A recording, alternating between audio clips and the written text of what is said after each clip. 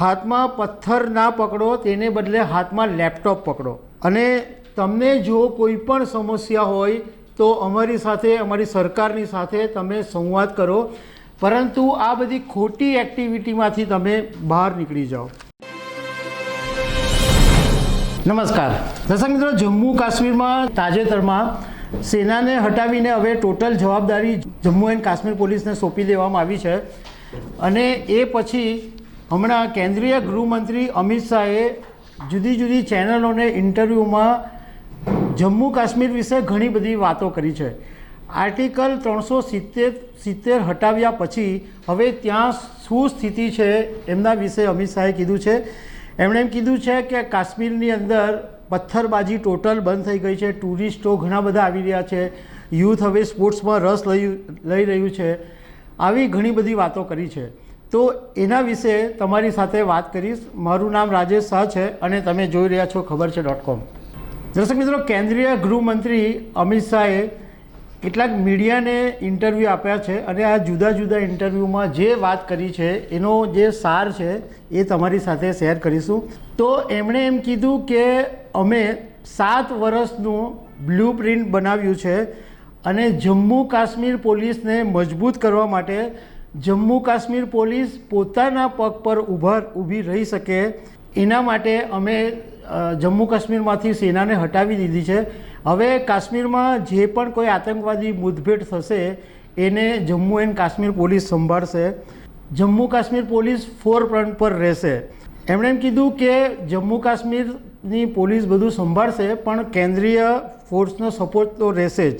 અમિત શાહે કીધું કે હવે જમ્મુ કાશ્મીરમાં આખું કલ્ચર બદલાઈ ગયું છે. પહેલાં દિલ્હીની જે સરકારો હતી એ જમ્મુ કાશ્મીર પોલીસ ઉપર બિલકુલ વિશ્વાસ નહોતી રાખતી. અમે જમ્મુ કાશ્મીર પોલીસમાં ગુણાત્મક બદલાવ કરેલો છે અને હવે જમ્મુ કાશ્મીર પોલીસ પૂરેપૂરી જવાબદારી સંભાળશે. સાથે સાથે એમણે એમ કીધું કે પથ્થરબાજી ટોટલી બંધ થઈ ગઈ છે. 2 કરોડ જેટલા ટુરિસ્ટો કાશ્મીરની અંદર આવ્યા છે અને તાજેતરની અંદર શ્રીનગરમાં ફોર્મ્યુલા 4 કાર રેસિંગની સ્પર્ધા પણ થઈ હતી. ટેરર ફાઇનાન્સ બંધ કરી દેવામાં આવ્યું છે. લગભગ 150 કરોડ રૂપિયાની પ્રોપર્ટી જપ્ત કરી દેવામાં આવી છે અને 90 પ્રોપર્ટીને સીઝ કરી દીધી છે. 134 બેંક ખાતાને પણ ફ્રીઝ કરી દેવામાં આવ્યા છે.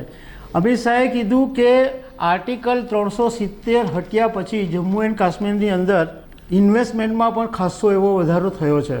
એમણે સાથે સાથે એમ પણ કીધું કે હું હજુ પણ કાશ્મીરના યુવાનોને કહેવા માગું છું કે કોઈ પણ ભ્રમમાંથી તમે બહાર નીકળો. આ પાકિસ્તાનનો પ્રોપેગન્ડા છે એમાંથી તમે બહાર નીકળો. પાકિસ્તાનમાં જે પ્રકારની ભૂખ છે, અર્થતંત્રની હાલત છે, જે પ્રમાણે મોંઘવારી છે, પાકિસ્તાની જે લોકો છે એ પણ હવે કાશ્મીરને સ્વર્ગ માને છે અને કાશ્મીરને જોવા માંગે છે. ભારતના લોકો તો કાશ્મીરને સ્વર્ગ માને જ છે.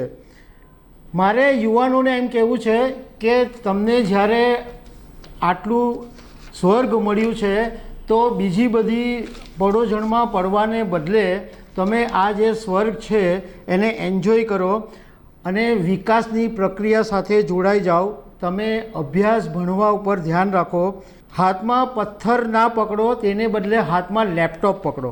અને તમને જો કોઈ પણ સમસ્યા હોય તો અમારી સાથે, અમારી સરકારની સાથે તમે સંવાદ કરો, પરંતુ આ બધી ખોટી એક્ટિવિટીમાંથી તમે બહાર નીકળી જાઓ. એક પત્રકારે એમને એક સવાલ પૂછ્યો કે જમ્મુ કાશ્મીરમાં તાજેતરમાં પ્રધાનમંત્રી નરેન્દ્ર મોદી આવ્યા ત્યારે બહુ ભારે ભીડ થઈ હતી, તો આ જે વિશાળ રેલી જમ્મુ કાશ્મીરમાં જોવા મળી એ ભાજપનું બેકબોન બનશે એવો પત્રકારે સવાલ પૂછ્યો. તો અમિત શાહે એનો જવાબ આપ્યો કે અમારો હેતુ જમ્મુ કાશ્મીરમાં બિલકુલ રાજકીય નથી. અમારો હેતુ એટલો જ છે કે અમે જમ્મુ કાશ્મીરને વધારે મજબૂત બનાવી શકીએ. એમણે કીધું કે જમ્મુ કાશ્મીરની અંદર કોંગ્રેસ, નેશનલ કોંગ્રેસ અને પીડીપી આ ત્રણેય પરિવારવાદી પાર્ટી છે અને આ લોકો જમ્મુ કાશ્મીરના લોકોને વિકાસ કરતાં રોકે છે. એમણે એમ કીધું કે આઝાદીના આટલા વર્ષોમાં જ્યાં સુધી નરેન્દ્રભાઈ મોદીની સરકાર નહીં બની ત્યાં સુધી પંચાયતની ચૂંટણી પણ નહોતી થઈ. આ વખતે 30,000થી વધારે પ્રતિનિધિઓ પંચાયતની ચૂંટણીમાં ભાગ લઈ રહ્યા છે. આ એક મોટું એચિવમેન્ટ છે અમારા માટે અને અમારો હેતુ એ છે કે જનતા જાણે કે તમારી ભલાઈ માટે કોણ કામ કરી રહ્યું છે. સાથે સાથે એમણે એમ કીધું કે તમે જે વાત કરી કે ભીડ એકઠી થઈ ગઈ હતી પ્રધાનમંત્રીને જોવા માટે, તો મારે એમ કહેવું છે કે આ જે ભીડ એકઠી થઈ હતી એ પ્રધાનમંત્રીને જોવા માટે નહોતી થઈ.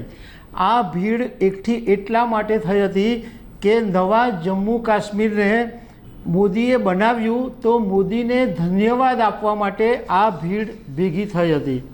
બીજા એક ઇન્ટરવ્યૂની અંદર પત્રકારે એક સવાલ પૂછ્યો કે લોકસભાની સાથે સાથે સ્ટેટ ઇલેક્શન થશે, ક્યારે થશે? તો અમિત શાહે એમ જવાબ આપ્યો કે તમે માત્ર લોકસભા કે વિધાનસભાની ચૂંટણીને જ કેમ ચૂંટણી માનો છો?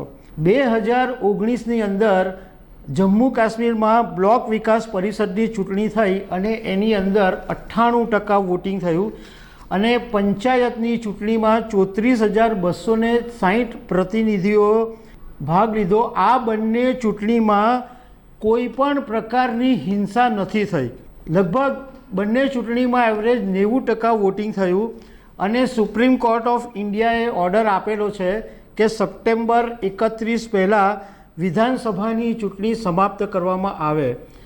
અમિત શાહે એમ કીધું કે જમ્મુ કાશ્મીરમાં લોકતંત્ર સ્થાપિત કરવા માટે ભાજપનો વાયદો છે અને આ વાયદો પથ્થરની લકીર જેવો છે.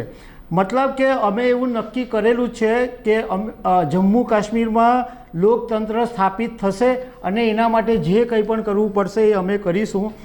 આ વિશે પ્રધાનમંત્રી નરેન્દ્ર મોદીએ પાર્લામેન્ટમાં પણ વાત કરી છે અને મેં પોતે પણ પાર્લામેન્ટમાં આ વિશે ભારપૂર્વક વાત કરેલી છે અને અમે આને વાયદો પૂરો કરવા માટે કંઈ પણ કરીશું.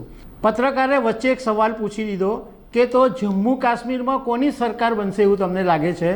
તો અમિત શાહે સીધો તો જવાબ નહીં આપ્યો પણ એમ કીધું કે આ જે 3 પરિવારવાદીઓનું લોકતંત્ર છે એટલે કોંગ્રેસ, નેશનલ કોંગ્રેસ અને પીડીપી, એની સરકાર તો ચોક્કસ નહીં જ આવશે. તો એનો મતલબ એમ થયો કે અમિત શાહ એમ કહેવા માંગે છે કે જમ્મુ એન્ડ કાશ્મીરમાં વિધાનસભાની ચૂંટણી થાય તો ભાજપની સરકાર આવશે.